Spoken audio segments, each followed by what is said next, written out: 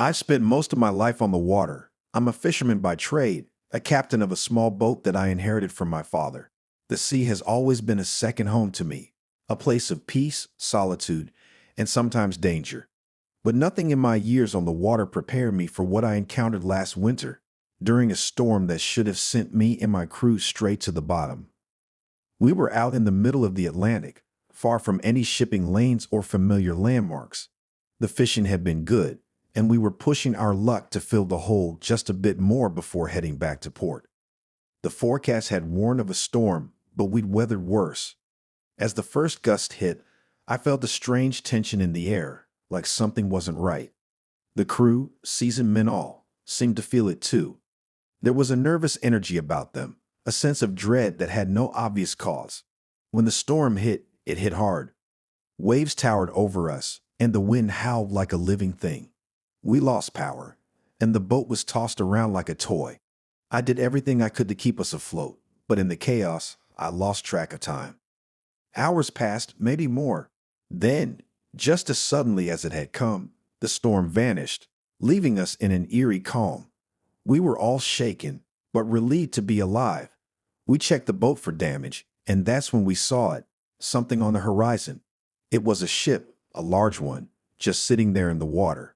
No lights, no movement, just a dark silhouette against the dawn. It didn't look like any ship I'd ever seen, and I've seen plenty. This one looked old, with tall masts and a wooden hull. We decided to approach, hoping maybe they needed help or that we could at least get a bearing on our location. As we got closer, I felt a chill run down my spine. The ship was old, much older than I thought. It looked like something out of a history book, a relic from another time. The sails were tattered, and the wood was covered in a thick layer of barnacles and seaweed. I tried hailing them on the radio, but there was no response. We pulled up alongside, and I called out, but the only answer was the creaking of the ship as it bobbed in the water. I could see figures moving on deck, shadowy shapes that made my skin crawl. I yelled again, louder this time, and one of the shapes turned toward me. It stepped into the light, and I saw it, a man, or at least what had once been a man.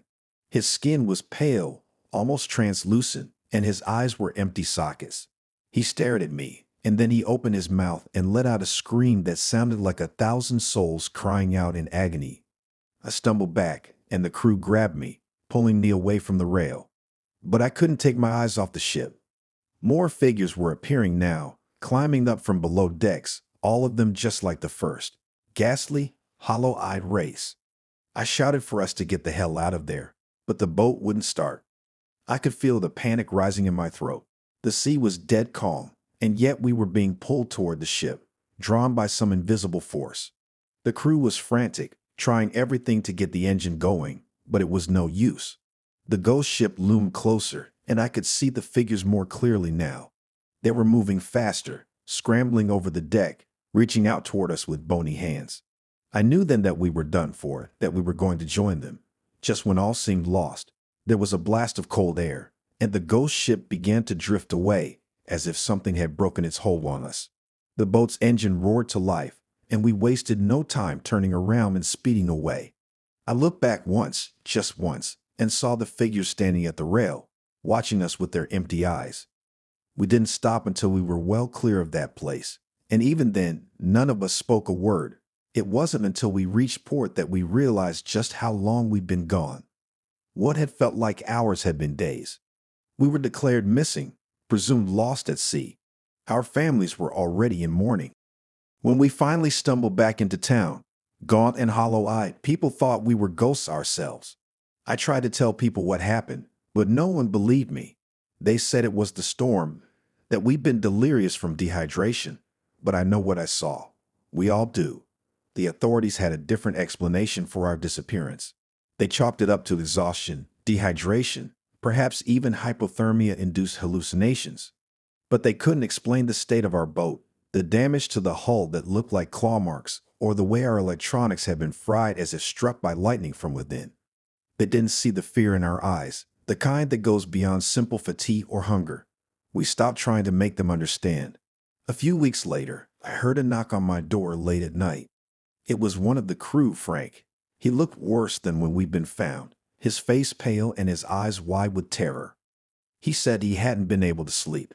Every time he closed his eyes, he saw them, the figures on the ghost ship, their empty eyes staring back at him, reaching for him. He heard their screams in his dreams, felt their cold, clammy hands grasping for him in the dark. We met with the rest of the crew at a local bar, hoping a few drinks might settle our nerves, but the bar was quiet that night, eerily so. As we sat there, nursing our beers and sharing our nightmares, the lights flickered. The TV behind the bar lost signal, replaced with static and a faint, almost imperceptible hum. The other patrons left one by one until it was just us. That's when the power went out entirely, plunging the bar into darkness. For a moment, we sat in silence, frozen by a sudden chill that swept through the room. Then we heard it, the unmistakable sound of creaking wood, the same sound we heard that night on the ghost ship. We bolted from the bar, running through the empty streets, not stopping until we reached the docks. Our boat, still moored where we had left it, seemed to beckon us, its outline barely visible against the moonlit water. We didn't know why we were drawn back to it, but something compelled us to go aboard. The moment we set foot on the deck, the temperature plummeted. I could see my breath fog in front of me. The water around the boat grew still, unnaturally so, as if frozen solid. The creaking sound grew louder, surrounding us, echoing from every direction. I turned to see the others, their faces pale with fear, staring at something behind me. I slowly turned around, and there it was, emerging from the darkness, a ship old and decrepit, just like the one we had seen in the storm. It seemed to materialize out of the mist, its rotten timbers creaking as it drew closer. On its deck, I could see them, the figures, moving in the shadows, their empty eyes fixed on us. One by one, the others began to scream, backing away, their eyes wide with terror. I tried to move, but my feet felt rooted to the deck. The ghost ship was nearly upon us now, so close I could see the seaweed hanging from its hull, the barnacles encrusting its sides. I could feel the cold emanating from it, a deep, bone-chilling cold that seemed to sap the very life from me. And then, just as suddenly as it had appeared, the ship stopped. The figures on its deck froze, their heads turning slowly in unison to face me. I felt a pressure in my chest, a suffocating weight that made it hard to breathe. I wanted to scream, to run, to do anything to get away, but I couldn't move. The ghost ship started to drift away, slowly at first, then faster, disappearing back into the fog as quickly as it had come. The figures on deck watched us the entire time, their hollow eyes never blinking, never looking away. As the ship vanished into the mist, the temperature rose, and the sounds of the night returned, the gentle lapping of the water against the hull, the distant cries of seagulls. We stood there, shaken and silent, trying to make sense of what had just happened. No one spoke. We didn't need to. We all knew. The ghost ship had let us go, but it wasn't finished with us yet. We left the boat that night and never returned. It's still there, tied up at the dock, abandoned and collecting dust. We don't talk about what happened, not even to each other. It's an unspoken agreement, a shared nightmare we all wish we could forget.